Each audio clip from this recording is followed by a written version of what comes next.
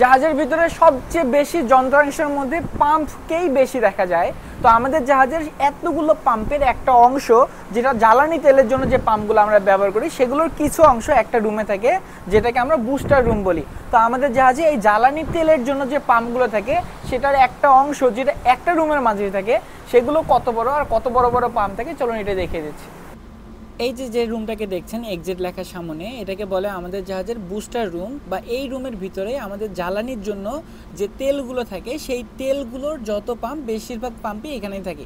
এই রুমের বাইরেও থাকে, তবে বেশিরভাগ কাজের যে পাম্পগুলো, সব পাম্পগুলো এই একটা রুমের ভিতরে থাকে। তার কারণ এখান থেকে আমরা সব পাম্পের কন্ডিশন মনিটর করতে পারি।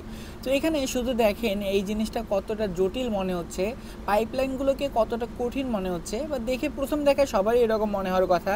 এখানে বিভিন্ন রকমের ফিল্টার থেকে যেন ময়লা তেল ইঞ্জিনে না যেতে পারে। তারপর এখানে তেলকে গরম করার মেশিন থেকে, যেখানে ঠান্ডা তেল যেন আমরা ইঞ্জিনে না পাঠাই সেটার ব্যবস্থা করা হতে পারে। আমরা তেল কতটুকু গরম করব, কত তাপমাত্রায় রাখবো, সেটার এখানে ব্যবস্থা করা হতে পারে।